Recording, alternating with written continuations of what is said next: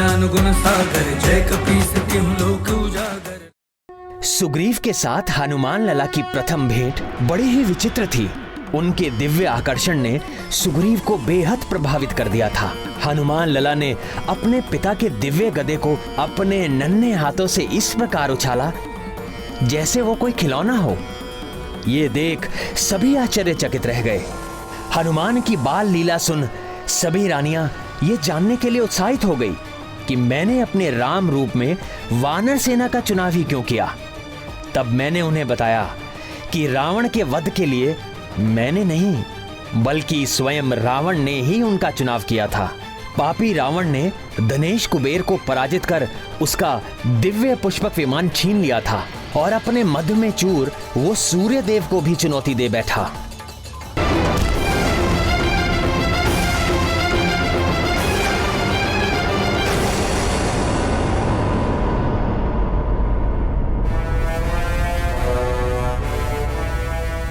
अचानक ये क्या हो गया? ऐसी कौन सी शक्ति है जो दिव्य पुष्पक को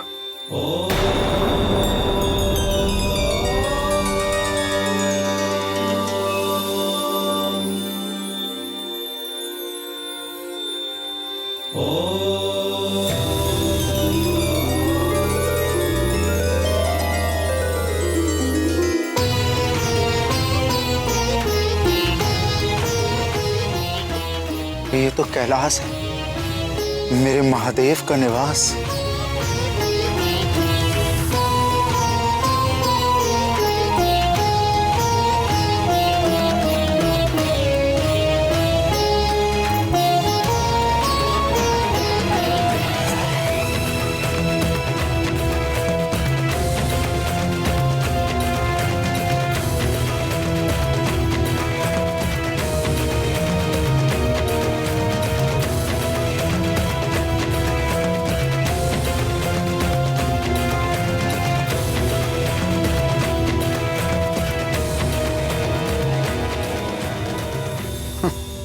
ये तो नंदी बैठे हैं।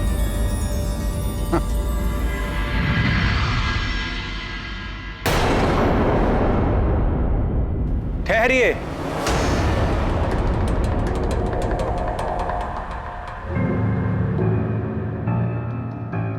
आगे जाने की अनुमति नहीं है। जाओ मेरे मार्ग से। जानता नहीं मैं कौन हूं। आप कोई भी हो, किंतु आगे किसी को भी जाने की आज्ञा नहीं है।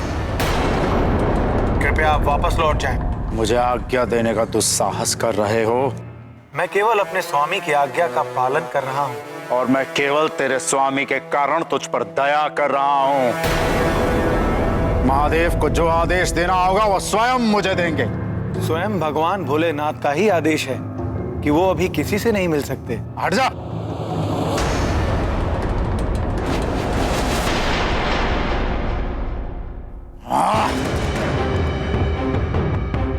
जानता नहीं तू क्या अपराध कर रहा है। महादेव के परम भक्त को उनसे मिलने से रोक रहा है। स्वयं को महादेव का बड़ा परम भक्त मानते हो और इतना भी नहीं समझते कि भक्त जब उपासना में हो तो भक्त और इष्ट के बीच में नहीं जाया करते और कैलाशपति के कैलाश में आकर अहंकार का त्याग नहीं करते। स्वयं एक मूढ़ पशु होकर मुझे शिक्षा दे रहा है। चल हट। भगवान भोलेनाथ अपने भक्तों के भाव को देखते हैं, उनके रूप रंग और आकार को नहीं। स्वयं को महादेव का सबसे बड़ा भक्त मानते हो तो ये कैसे भूल गए कि कैलाशपति महादेव का एक नाम पशुपति भी है। वे सृष्टि के सारे जीवों के अधिपति हैं और सृष्टि के सारे जीव उन्हीं की शरण में जाते हैं। मैं चाहूं तो अभी तुझे कठोर दंड देकर सदा के लिए शांत कर दूं, पर तेरे जैसे तुच्छ पशु से उलझकर मैं जगत में निंदा का पात्र नहीं बनना चाहता। तू मुझे मेरे आराध्य के दर्शन से नहीं रोक सकता। चल हट जा।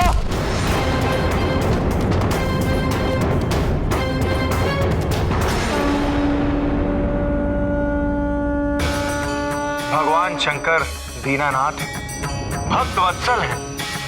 वो अपने भक्तों को दर्शन देने में स्वयं कभी भी विलंब नहीं करते, किंतु आज महादेव के दर्शन नहीं हो पाएंगे। इस मर्यादा को समझिए और वापस लौट जाइए। लौट जाना और पीछे हट जाना मेरा स्वभाव नहीं। और ऐसा कौन सा कार्य है कि डमरूधारी अपने परम भक्त दशानन से भी ना मिले।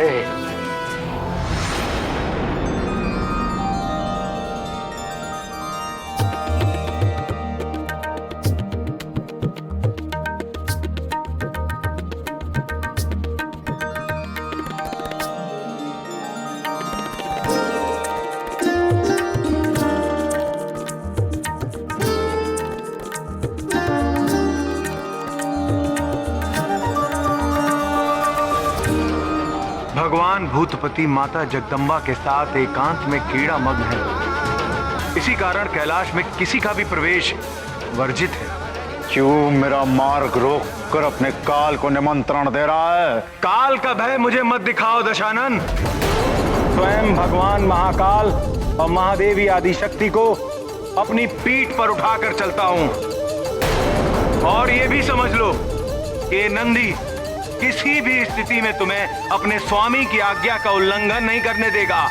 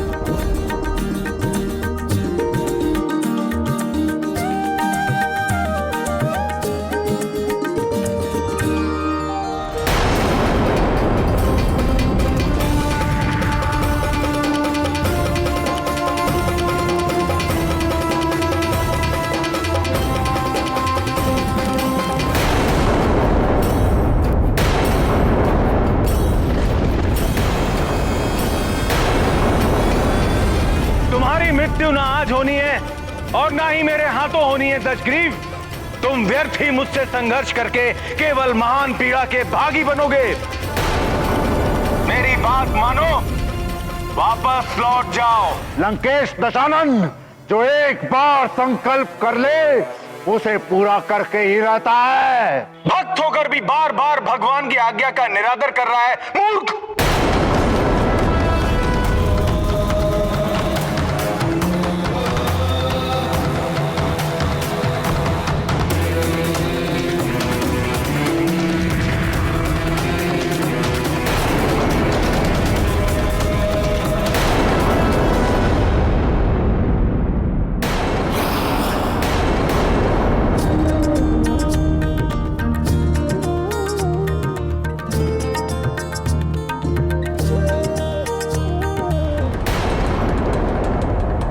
मैं तो तुझे बैल समझा था, पर तू बैल नहीं वानर है। हाँ वानर है तू।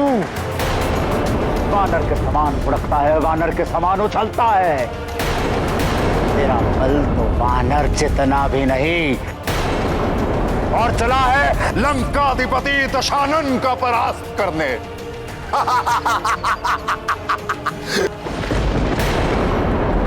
ये महादेव भी निराले हैं, किसी भी पात्र अपात्र को वरदान दे देते हैं, किसी को भी अपना गण बना लेते हैं। तेरे जैसे वानर बुद्धि को अपना द्वारपाल नियुक्त कर लेते हैं। बड़ा आया दशानन से युद्ध करने वाला।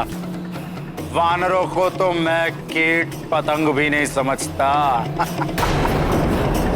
वानर बुद्धि।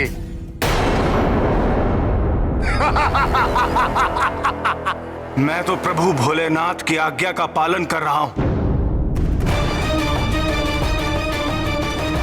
लेकिन तुम्हें इसमें वानर बुद्धि दिख रही है। तो सुनो दशानन, जिन वानरों को तुम इतना तुच्छ समझते हो, उन्हीं वानरों के सम्मुख तुम घुटने टेकने पे विवश हो जाओगे। तुम्हारा अहंकार, तुम्हारी कीर्ति और तुम्हारी प्रतिष्ठा सब उन्हीं वानरों के पैरों तले कुचला जाएगा।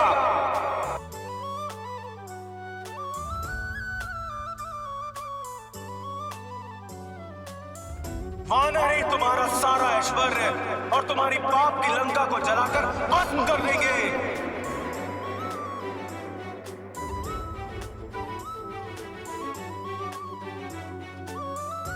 तुम्हारे राक्षस कुल का सर्वनाश और तुम्हारी मृत्यु का प्रमुख साधन होंगे ये वानर।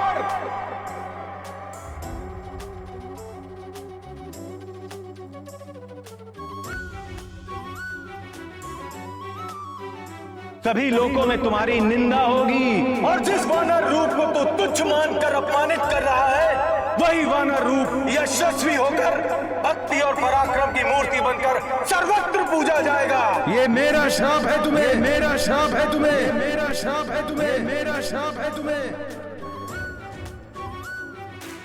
सभी लोगों में तुम्हारी निंदा होगी, और जिस वानर रूप को तू तुच्छ मानकर अपमानित कर रहा है, वही वानर रूप यशस्वी होकर भक्ति और पराक्रम की मूर्ति बनकर सर्वत्र पूजा जाएगा। ये मेरा श्राप है तुम्हें, मेरा श्राप है तुम्हें।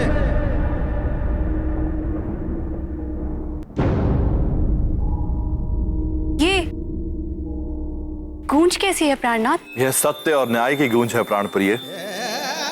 हमारे सर्व समर्थ भक्त नंदी ने एक अशिष्ट को उचित दंड दिया है। अपने परम प्रिय भक्त नंदी के इस वचन का मान रखने के लिए भगवान भोलेनाथ ने बजरंगबली हनुमान के रूप में जन्म लिया और मर्यादा पुरुषोत्तम श्री राम की वानर सेना का नेतृत्व किया, और पाप की लंका जलाकर भस्म करने का वचन तो शिवांश महाबली हनुमान ने स्वयं ही निभाया। इस प्रसंग में एक और ध्यान देने योग्य बात है। वो क्या हृदयनाथ? यही कि भक्त और भगवान के मध्य कभी नहीं आना चाहिए, विशेषकर भक्त वत्सल भगवान भोलेनाथ और उनके परम सेवक नंदी महाराज के बीच तो भूल कर भी कभी नहीं। नंदीश्वर वृषभ रूप में भगवान महादेव के साथ शोभायमान है। जिस प्रकार गौ माता पृथ्वी का प्रतीक है, उसी प्रकार वृषभ रूप नंदी धर्म का प्रतीक है। भगवान भोलेनाथ सदैव धर्म के साथ हैं और धर्म निरंतर भगवान भोलेनाथ की सेवा में रहता है। इनके बीच में पड़ने का अर्थ है भगवान महेश्वर से होकर जो सनातन धर्म की धारा बहती है, उसमें बाधा डालना। नंदी से ऐसा भयंकर शाप मिल जाने से तो रावण बहुत भयभीत हो गया होगा। भयभीत हो जाता तो कदाचित उसके कुछ पाप धुल जाते। उद्दंड रावण की बुद्धि को तो अहंकार और क्रोध का घुन लग गया था। अरे मूढ़, तू ना आलसी बैल बन सका ना विधिवत वानर। तू क्या समझता है मैं तेरे तुच्छ शाप से घबरा जाऊंगा? वानरों से भयभीत होकर क्षमा प्रार्थना करूंगा?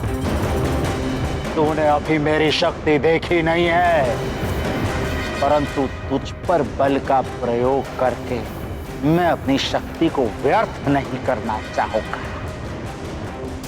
तेरा अस्तित्व तो वैसे भी तुच्छ और नगण्य है,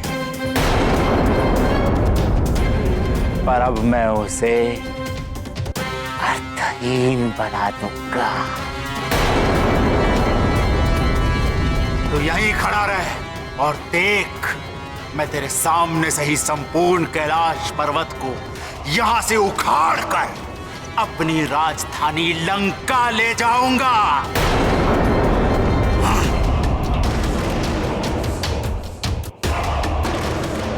हे महाकाल, मैंने इन्हें रोकने का बहुत प्रयत्न किया, अब आप ही हमारी सहायता करें प्रभु।